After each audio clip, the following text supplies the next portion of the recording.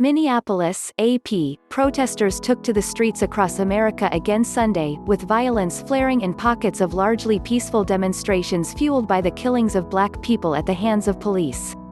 A truck driver, apparently deliberately, drove into demonstrators in Minneapolis nearly a week after George Floyd died there after pleading for air as an officer pressed a knee into his neck. Protests sprang up from Boston to San Francisco, with people stealing from stores in broad daylight in Philadelphia, cities across California and elsewhere. In Minneapolis, the tanker truck sped into a peaceful crowd of thousands on a closed highway, but no one appeared to have been hit, authorities said. The Minnesota State Patrol tweeted that the driver was apparently trying to provoke protesters and was arrested. Protesters swarmed the truck and jumped on the hood, even as it kept moving. Police then came in force to clear the highway in the city where violence erupted after the death last week of Floyd, who was black. The protests quickly spread to dozens of cities large and small, and have lasted for days. The officer who pressed his knee onto Floyd's neck for several minutes has been charged with murder, but protesters demand the other 3 officers at the scene be prosecuted. All 4 were fired. "We're not done," said Darnella Wade, organizer for Black Lives Matter in neighboring St. Paul, where thousands gathered peacefully in front of the state capitol. "They sent us the military, and we only asked them for arrests." Minnesota's governor brought in thousands of National Guard soldiers to help quell violence that had damaged or destroyed hundreds of buildings in Minneapolis over days of protests. The immense deployment appeared to have worked Saturday night, when there was comparatively little destruction. On Sunday, in a display of force, long lines of state patrolmen and National Guard soldiers were lined up in front of the Capitol, facing the demonstrators, with perhaps a dozen military-style armored vehicles behind them. For a second day, the protests reached to the White House, where chants could be heard from around 1,000 demonstrators just across the street in Lafayette Park as they faced police in riot gear behind barricades. The scene was defiant but peaceful, though police used flashbangs to stop another group from reaching the park. As the protests grew, President Donald Trump retweeted conservative commentator Buck Sexton, who called for overwhelming force. Outside the White House, Gabrielle Labrosse Ellis, 30, from Maryland, held a sign that said, "Humanize Black Lives." "This is unacceptable. This is the last straw," she said. "It has to be."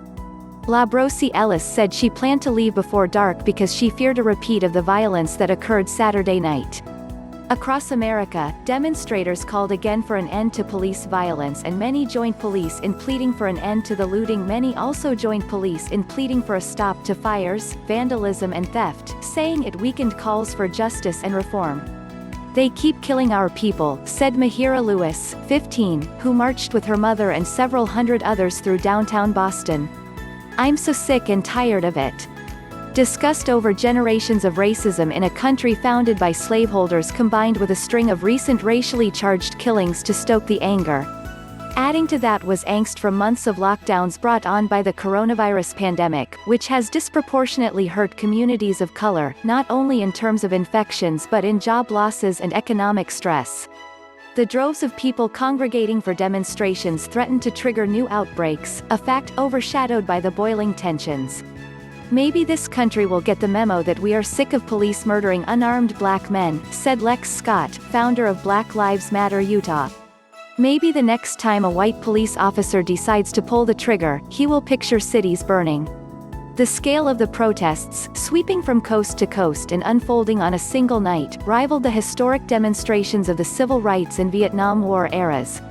Curfews were imposed in major cities around the U.S., including Atlanta, Chicago, Denver, Los Angeles, San Francisco and Seattle. About 5,000 National Guard soldiers and airmen were activated in 15 states and Washington, D.C. But still trouble flared.